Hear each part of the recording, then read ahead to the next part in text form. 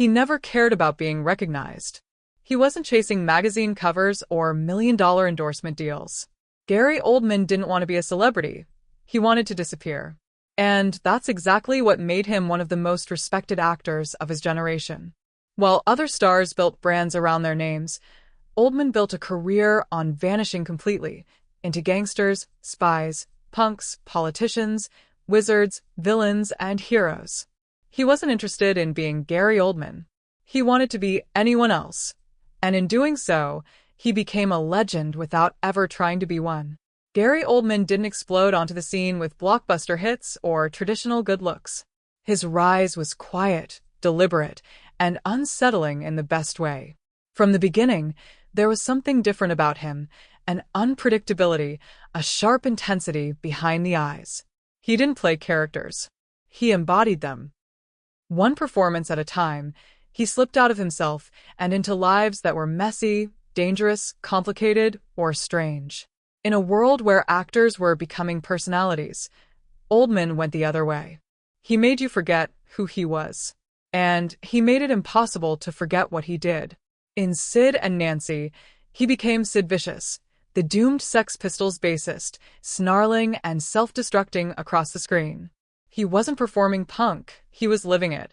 The transformation was so total that even his closest friends said they couldn't find Gary anymore. But he wasn't done. He followed that with a chilling, skin-crawling turn in State of Grace, a psychotic villain in True Romance, and the terrifying Dracula in Francis Ford Coppola's bold reimagining of the vampire legend. Each time, he emerged entirely reborn, buried under accents, posture changes, and complete psychological immersion. It wasn't about the spotlight. It was about the craft. Hollywood eventually took notice. But Oldman was never comfortable in the machinery of fame. He shied away from interviews, avoided red carpets when he could, and never played to the press. Instead, he kept doing the work. As Lee Harvey Oswald in JFK, as Beethoven in Immortal Beloved, and as the ultimate on-screen chameleon in The Fifth Element, he proved that no role was too extreme, too absurd, or too human for him to master. And yet, despite his range, Oldman remained a mystery. Because even after decades in the industry, most people still couldn't tell you who Gary Oldman was, only who he'd played. For many, he reached household status as Sirius Black in the Harry Potter franchise and Commissioner Gordon in Christopher Nolan's Dark Knight trilogy. But even in those mainstream roles, Oldman didn't compromise.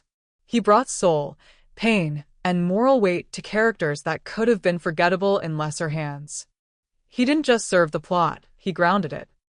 And he made you believe in the reality of the story, no matter how fantastical the world around him. But perhaps the most stunning moment of his career came when he played Winston Churchill in Darkest Hour. Under pounds of prosthetics and layers of history, Oldman delivered a performance that was equal parts thunderous and intimate. You forgot you were watching an actor. He didn't imitate Churchill, he became him.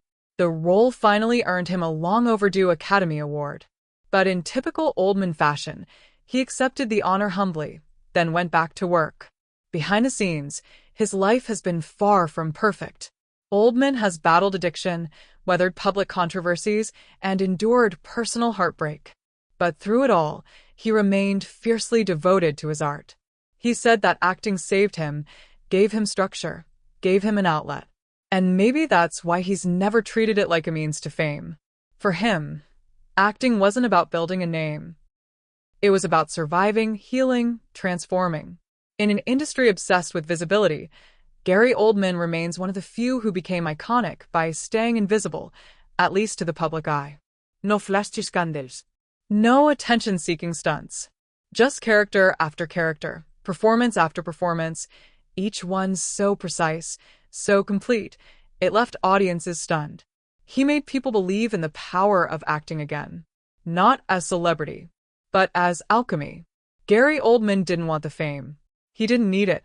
Because what he really wanted, what he needed, was the chance to be someone new every time the camera rolled. And in chasing that, he gave us some of the most unforgettable performances in modern film. Not because he wanted to be remembered, but because he was too brilliant to forget.